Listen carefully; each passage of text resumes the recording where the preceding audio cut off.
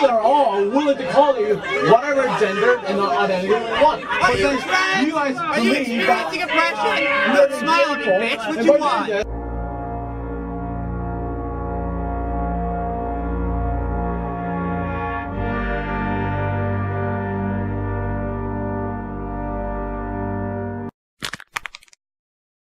Hoo boy. It was only a matter of time, wasn't it?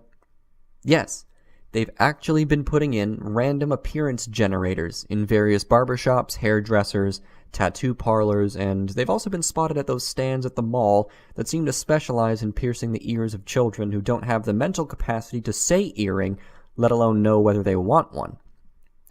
There are some pros and cons to this new development, though. This is incredible for fugitives from the law. They'll just need to grab an appearance and then they're pretty much set, except for their name and a place to live. And this is good for other types of fugitives too, like people who have been unjustifiably called an illegal thing, or even just a distasteful legal thing and want to escape the ever-encroaching throng of legal good, wholesome, and pretty much always tepid consensus. In this video, we'll be fancifully prancing to the gravestone of conversation.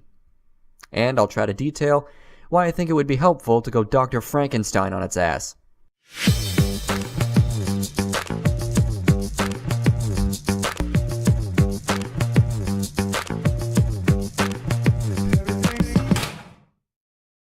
Let's start off with the backstory. Our story begins at the University of Toronto, where pretty much all of these types of stories begin, with a professor by the name of Jordan Peterson, and a piece of legislation by the name of Bill C-16. Well, Mr. C-16, let's see if we can see what you're all about. The summary of the proposed legislation reads as follows, quote, "This enactment amends the Canadian Human Rights Act to add gender identity and gender expression to the list of prohibited grounds of discrimination. The enactment also amends the Criminal Code to extend the protection against hate propaganda set out in that act to any section of the public that is distinguished by gender identity or expression, and to clearly set out that evidence that an offense was motivated by bias, prejudice, or hate based on gender identity or expression constitutes an aggravating circumstance that a court must take into consideration when it imposes a sentence." Unquote. Anybody who has an eye for potential abuse by sad, attention-seeking dissenters of the Copernican model of the solar system, while substituting it with their brand-spanking new me model, will notice how vague the phrase hate propaganda is in this bill summary. And by the way, to anyone named Bill in my audience, I'd like to send my condolences to you for being associated with this type of thing. My research led me to try and find an actual legal definition for hate propaganda in the Canadian Criminal Code, and alas, there was one. It reads as follows, quote, 1.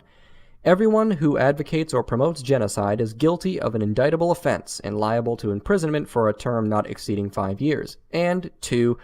Everyone who, by communicating statements other than in private conversation, willfully promotes hatred against any identifiable group is guilty of A, an indictable offense and is liable to imprisonment for a term not exceeding 2 years, or B, an offense punishable on summary conviction. Unquote.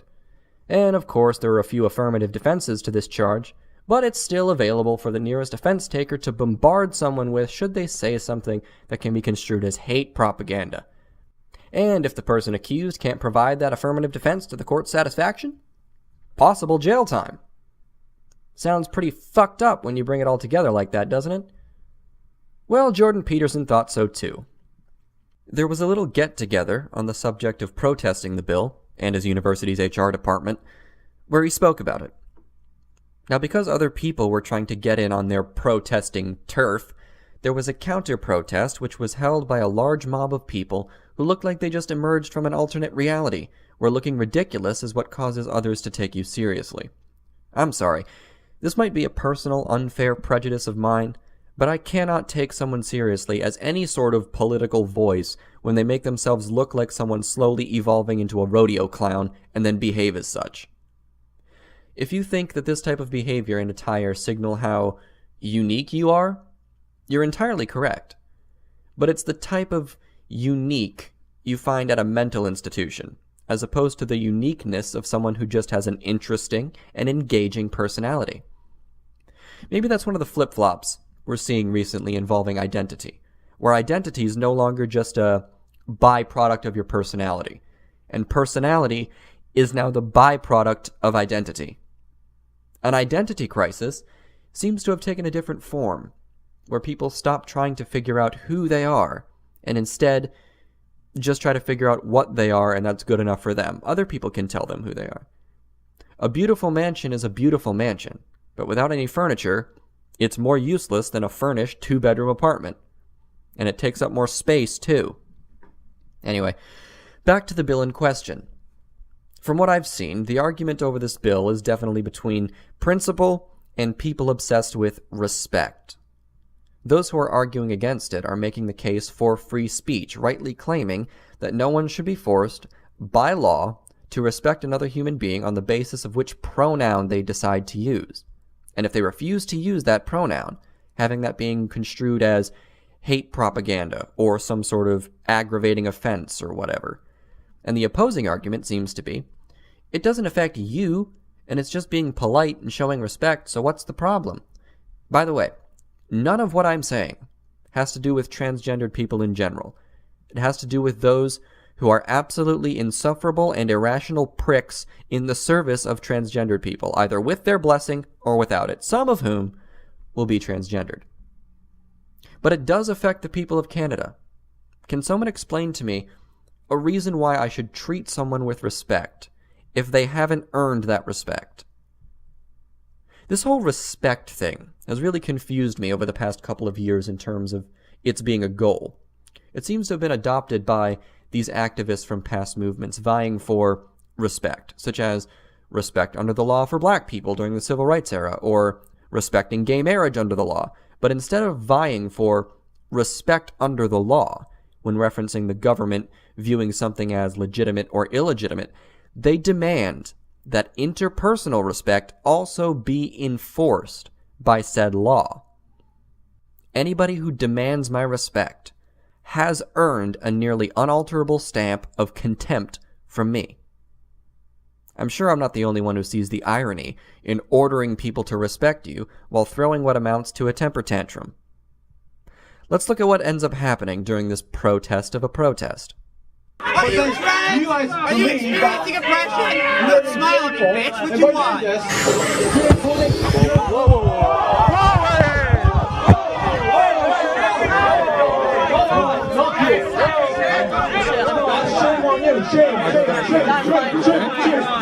Yeah, so they did grab me and pull me in and try to push me. They're the person right up there with the black lipstick. That's assault right there. Officer, I didn't see anything. I didn't see anything that happened. There's no reason to be angry. I didn't see anything.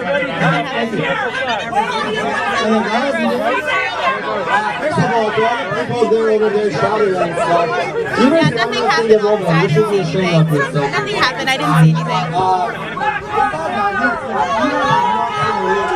This person demands your respect by calling them their preferred gender identity, which is demi-queerosexual, and they'd like you to address them in that manner like you would a doctor or someone who's earned a PhD. I'm sorry, but I decline. If you're going to act like a jackass and hit others for smiling at you the wrong way, or lie to the police about what you've just witnessed, I'm going to treat you like the jackass you've demonstrated yourself to be. And no law is going to prevent me from calling you a jackass or being a jackass right back to you. These two characters have clearly not exceeded the maturity of your average 7-year-old, considering this is something I'd expect to see on an elementary school playground, where a bully beats up some kid and then that bully's stooges lie to the principal about it. Where the fuck are your parents? It's like this. They aren't asking for mere tolerance because they have that already. In my experience, the average person is a little weirded out by the whole trans thing, but once they're exposed to it, they're quick to accept it. These folks demand adulation, because a do whatever you want, I don't care attitude is itself an injustice. They don't seek tolerance. They seek approval, pats on the back, and sympathy for merely existing. They demand that, regardless of their behavior, an identity they've given themselves remain a guardian against your scorn. This smacks of someone who has not interacted with most of society or selectively interacts with it. That's the difference between demands for tolerance and demands for a court-ordered interpersonal participation trophy ceremony. Not only must they be allowed to do what they want, which is fine with me, but you must now be forced to do what they want, or else you're forcing them to experience oppression, which is not fine with me. Do you know what's missing from this whole situation? Drum roll, please. You guessed it. Conversation. You know, conversation. That glorious thing where two people talk to each other, and everything doesn't consistently loop back to angry, unhelpful screaming because you two have different opinions about things. Especially when those conversations are very difficult ones to have, due to everyone's constantly being on their toes about their reputation being dragged through the mud by horrible people just looking to concoct either a threat narrative or impugn the perceived motives of the speaker. These activists don't seem to understand that the basis for any decent conversation is not starting it off with bulverism, flimsy accusations, or screaming. Take the earlier clip. Imagine the man behind the microphone and Halloween outlet over there having a conversation, and it goes like this. I'm willing to call you whatever gender identity you want, but you believe, are you trans? Are you experiencing oppression? All of this is laughable on an individual scale, but these conversations appear to be taking place in group form, instead of recognizing the clear and present lunacy that is themselves when it comes to communication. Communication is being drawn out for them. These are the types of responses that we will allow in conversation about this topic. These are the emotions you will feel when we have this conversation, and if you do not abide by these standards I've set, I'm going to flip the fuck out and then have a few henchmen deal with you in the proper manner. Issues get bogged down this way. It is no help to anyone involved, and treating the people who do this with respect they feel they've earned for being born is out of the question for me. And I do not support these annoying and sinister attempts to legislate my emotions away for the sheer purpose of coddling yours. You reap what you sow in this world, so before you cry oppression, perhaps wonder if whether what you're getting is just bad return on a lackluster investment. I do have to wonder how these types of people have simply skipped learning the basics of being a decent person and how to interact with their fellow creatures.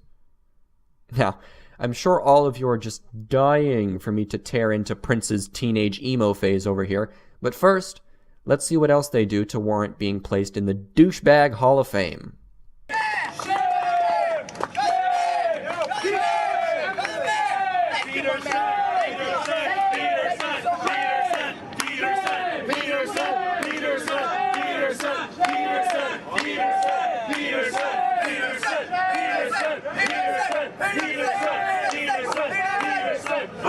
Okay.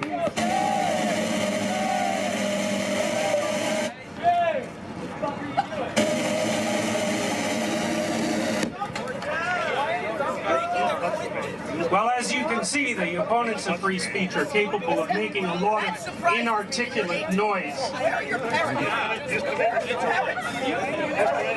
All right, so I want to tell you a couple of things about what this isn't about as far as I'm concerned.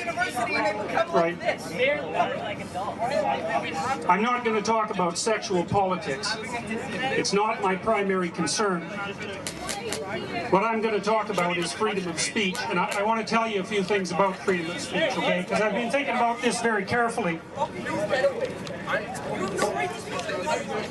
I've been thinking about this very carefully over the last 2 weeks. And it's partly because of the videos that I've made.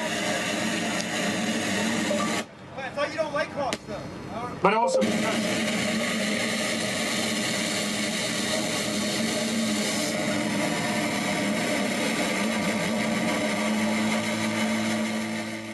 What in the world has to be making its way through someone's head in order to think that cutting the microphone is going to be a gesture that's useful politically at a protest regarding free speech?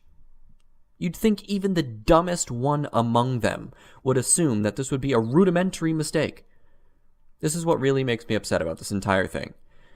The hubris is at such a level within them that they don't even feel the need to attempt to argue against the professor's words. They don't feel the need to attempt to convince the crowd that they aren't as bad as he's making them out to be. They can prove themselves willingly to be exactly like the professor is describing. The enemies of free speech and willful totalitarians with a smile on their face, knowing that no one in any position of real power at that university is going to have an issue with it. And in fact, if someone stops them, which someone does, thankfully,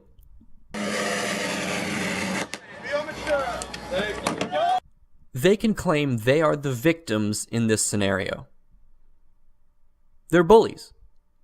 And I don't give one iota of a shit regarding what led you to bullying at that age. I don't care if you have abusive parents. I don't care if your feelings are hurt by someone not even attempting to hurt them. I don't care if you have some anxiety disorder. I don't care if your mother just died. I don't care about any of these things when taken together with bullying at this age.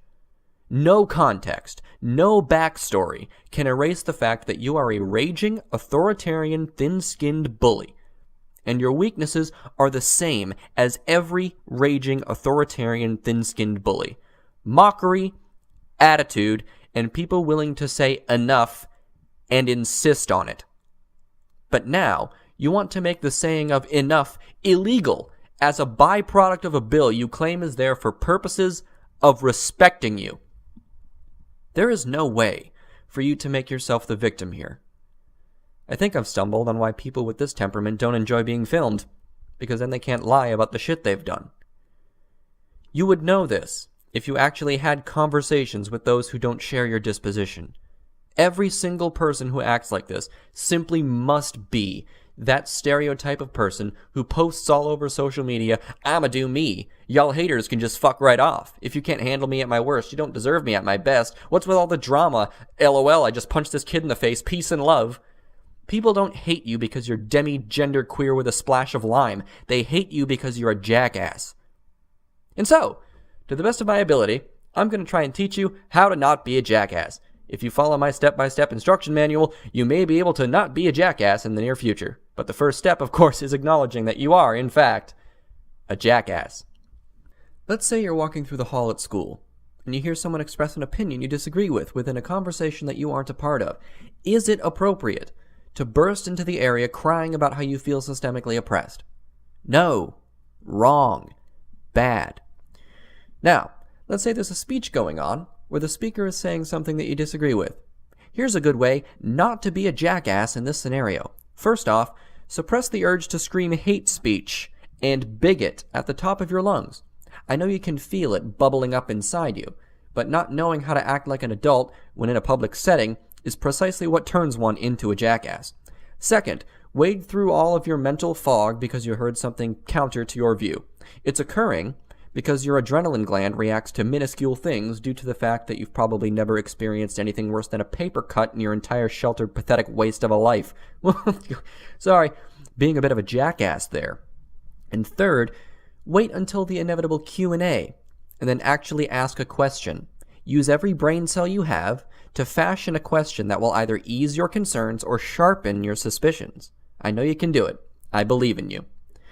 Finally, and this is what separates the men from the boys from the demi-men and demi-boys, let's say that you're in a debate, an actual argument, an actual exchange of opposing viewpoints. Then, your opponent says something mind-bogglingly dumb. What do? Nope. No, wrong. You ask them why they believe that, and then argue against the mind-bogglingly dumb thing. It really is that simple. Ladies and gentlemen, this has been How Not to Be a Jackass, with your host, Vernaculus. Part of me wants to attribute the state of affairs to the invention of the internet, texting, and other various non-face-to-face or voice-to-voice communication. For a lot of young people, and dare I say most, it's become their main method of communicating with others, from their professors to their friends to their political rivals and everything in between. What makes a good conversation is being lost, which might be why these arguments take place from political group to political group as opposed to individual to individual. And when they do take place between individual and individual, they end up routing back to political group anyway. I experience this type of thing a lot when I argue that Saddam Hussein should have been removed from power in Iraq. I can make all the caveats I want. I can admit that the way the war was carried out was unfavorable. I can admit that it put a massive dent in our country's finances. I can admit that the power vacuum wasn't handled well. I can admit thing after thing after thing after thing before I state my opinion. Yet if I miss one, you can bet your ass someone will pipe up from the sidelines to scream, "Ha! But the U.S. supported Hussein before the war." As if that has anything to do with the argument in question.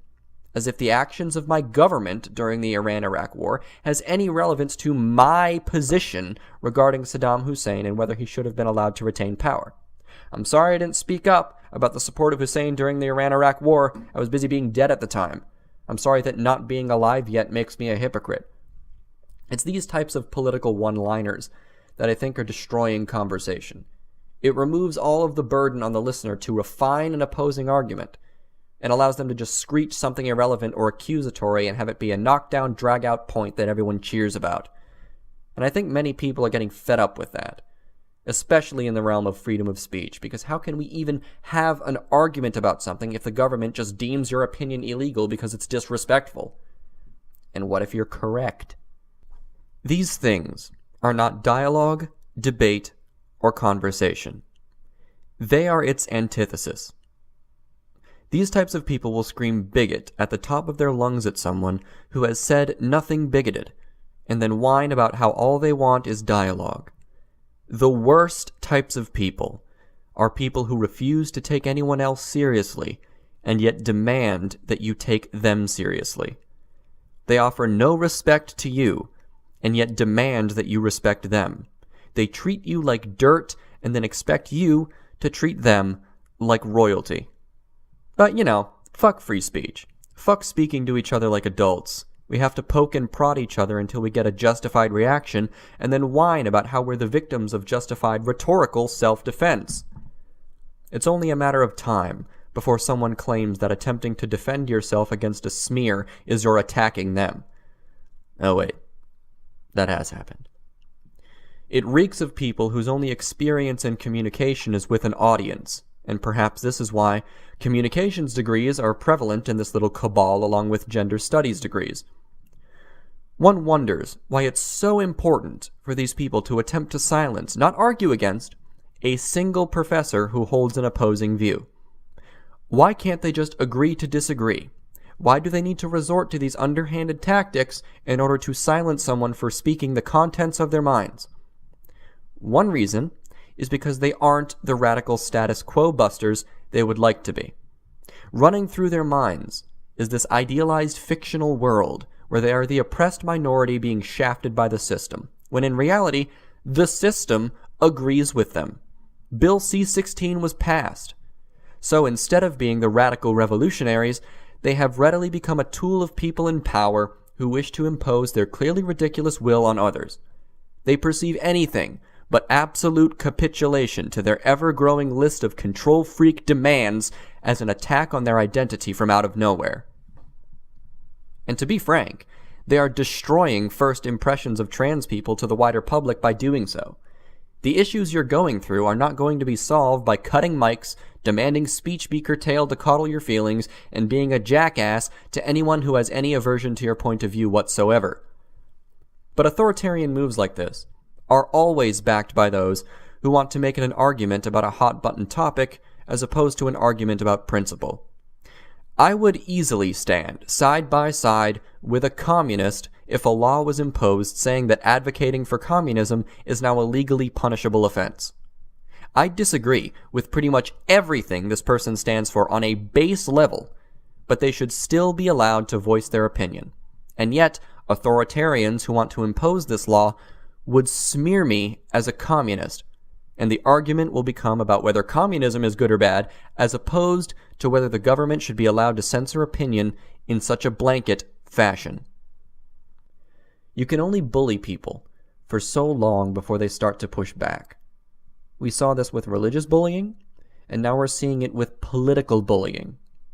Attempts to smuggle in the squashing of dissent as a desperate cry of validation from the humble downtrodden are occurring constantly, and it is continually getting on my nerves and the nerves of hundreds of thousands more. I will doubt when I think I should. I will hold conversation with whoever I want. I will say whatever I want. I will feel whatever I want, and I will think whatever I want. I will defend your right to write nasty things about me, say nasty things about me, or attempt to convince others of those nasty things you're saying. As long as you stand alongside me and defend my right to tell you to go screw yourselves. And if you reject this offer, you can go screw yourselves. Have a wonderful day. Take it away, Peterson. Let's try this again. Right. So there's a reason I'm defending freedom of speech. And the reason for that is quite straightforward. The reason I'm defending freedom of speech is because that's how people with different opinions settle their opinions in a civil society. And if we lose that, we'll lose so much you can't imagine. Now here's what's happened with Bill C-16 and the surrounding legislation.